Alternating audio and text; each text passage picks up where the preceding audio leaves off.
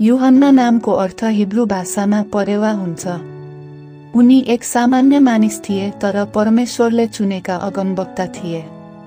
उनी इस्राएलको उत्तरी राज्यमा 8औं शताब्दी ईसा पूर्व राजा यारोबोआम द्वितीयको शासनकालमा बस्थे।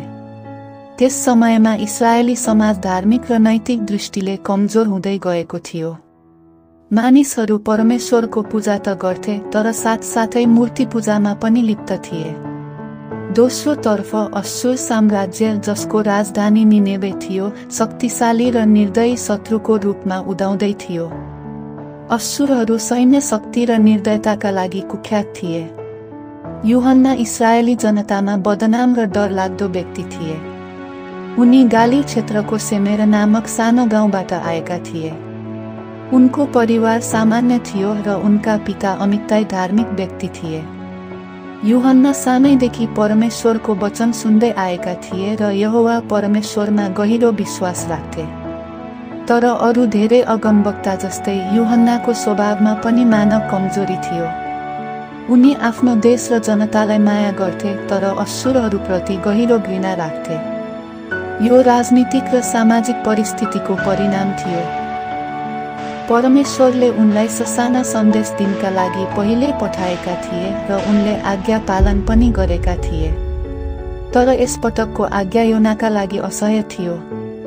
एक शान्त रात जब योना आफ्नो घरको छानामा बसेर ताराहरू हेर्दै थिए, परमेश्वरको वचन आयो।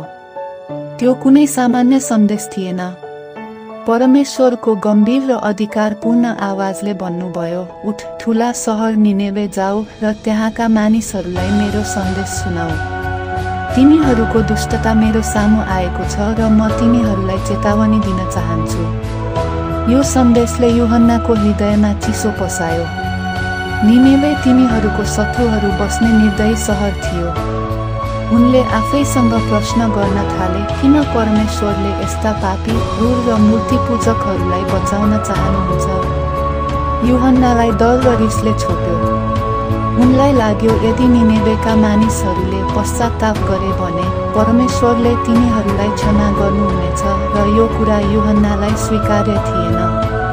परमेश्वरबाट भाग्ने प्रयास। यूहन्नाले पहिलो पटक परमेश्वरको आज्ञा उल्लङ्घन गर्ने निर्णय गरे। उनले सोच्न थाले, म निनेवे जान्न, म यति टाढा भाग्छु कि परमेश्वरको आवाज सुन्न नपरोस्। त्यसपछि उनी जोप्पा नामको बन्दरगाह पुगे, जहाँ उनले तार्सिस जाने एउटा जहाज भेटे। तार्सिस सम्भवतः अहिलेको स्पेन वा मध्यसागर क्षेत्रमा पर्ने ठाउँ हो। उनले यात्रा शुल्क तिरेर जहाजमा चढे। जहाज समुद्रमा पुगेपछि उनले राहतको सास फेरे र जहाजको भित्री भागमा गएर सुत्न थाले।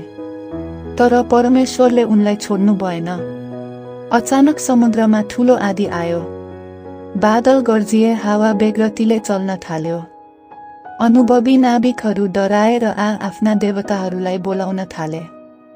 जहाजका सामानहरू समुद्रमा फाल्न थाले तर आँधी रोकिएन। जहाजका कप्तान तल झरेर यूहन्नालाई सुतिरहेको देखे। उनले भने, तिमी किन सुतिरहेछौ? उठ, आफ्नो परमेश्वरलाई बोलाऊ। सायद उसले हामीलाई बचाउनेछ। यूहन्नालाई थाहा थियो यो सबै उनको आज्ञा उल्लङ्घनको कारण भएको हो। समुद्रमा फालिएर माछाको पेटमा नाविकहरूले चिट्ठा हालेर यो विपत्ति कसको कारण आएको हो पत्ता लगाउने निर्णय गरे। चिट्ठा यूहन्नाको नाममा पर्यो। यूहन्नाले सत्य बताए, म यहुदी हुँ। म आकाश, पृथ्वी र समुद्रको सृष्टिकर्ता यहोवा परमेश्वरको आराधना गर्छु। म उहाँको आज्ञाबाट भागिरहेको छु। नाविकहरूले सोधे, हामी के गरौँ? यूहन्नाले भने, मलाई समुद्रमा फालिदिनुहोस्। यो सबै मेरो कारणले भएको हो। पहिलोमा नाविकहरू तयार भएनन्, तर जब अरू उपाय रहेन तब उनीहरूले प्रार्थना गरे, हे परमेश्वर, हामीलाई यस मानिसको रगतको दोष नलागोस्, र उनलाई समुद्रमा फालिदिए। त्यही क्षण आँधी रोकियो, समुद्र शान्त भयो। यो चमत्कार देखेर नाविकहरूले यहोवा परमेश्वरको आराधना गरे। तर यूहन्ना समुद्रको गहिराईमा थिए। तर परमेश्वरले एक विशाल माछा पठाउनु भयो जसले योनालाई निले। 3 दिन माछाको पेटमा। 3 दिन र 3 रात योना माछाको पेटमा रहे। त्यो ठाउँ अन्धकारमय, भिजेको र दुर्गन्धित थियो। त्यस अन्धकारमा योनाले आफ्नो गल्ती बुझे। उनले हृदयदेखि प्रार्थना गरे, पश्चाताप, विश्वास र आशामा भरिएको। उनले भने, मैले विपत्तिमा परमेश्वरलाई बोलाएँ र उहाँले सुन्नुभयो। म फेरि तपाईको पवित्र मन्दिरतर्फ हेर्नेछु। उनको प्रार्थनाले परमेश्वरको हृदय छोयो। 3 दिनपछि परमेश्वरले माछालाई आदेश दिनुभयो र उसले यूहन्नालाई समुद्रको किनारमा थुक्यो। निनेवेमा प्रचार र पश्चाताप। परमेश्वरले फेरि आदेश दिनुभयो, उठ, निनेवे जाऊ र मेरो सन्देश सुनाऊ। यसपटक योना तयार थिए। उनले आफ्नो यात्रा सुरु गरे। निनेवे 3 दिन लाग्ने ठूलो सहर थियो। जब योना त्यहाँ पुगे, उनले ठूला स्वरमा प्रचार गरे, 40 दिनभित्र निनेवे नाश हुनेछ। मानिसहरू डराए। सन्देश सहरभरि फैलियो। राजा आफैले आफ्नो सिंहासनबाट ओर्लिएर खरानीमा बसेर आदेश दिए, सबै मानिस र जनावरहरू उपवास गरून्, परमेश्वरलाई पुकारून् र पापबाट फर्कुन्। पुरै सहरले पश्चाताप गर्यो। परमेश्वरले तिनीहरूको पश्चाताप देखेर दया देखाउनु भयो र निनेवे नाश गर्नु भएन। तर यो कुरा यूहन्नालाई मन परेन। उनले भने, हे परमेश्वर, मैले त भनिरहेको थिएँ, तपाईँ दयालु र करुणाशील हुनुहुन्छ। उनी रिसाएर सहर बाहिर बसे। परमेश्वरले उनलाई पाठ सिकाउन एक बोट उम्रिनुभयो, जसले उनलाई छाया दियो। तर अर्को दिन एउटा किराले बोट सुकायो। घाम र तातो हावाले यूहन्नालाई सतायो र उनले फेरि मर्न चाहे। परमेश्वरले भने, तिमी एक बोटको लागि दुखी हुन्छौ, जुन तिमीले रोपेका थिएनौ।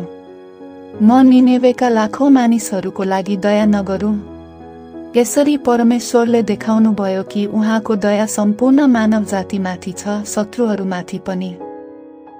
यूहन्नाको कथा परमेश्वरको न्याय र दयाको अद्भुत सन्तुलन हो। यो हामीलाई सिकाउँछ कि परमेश्वरको योजना हामीभन्दा ठूलो छ र उहाँ हरेक मानिसलाई मुक्ति दिन चाहनुहुन्छ।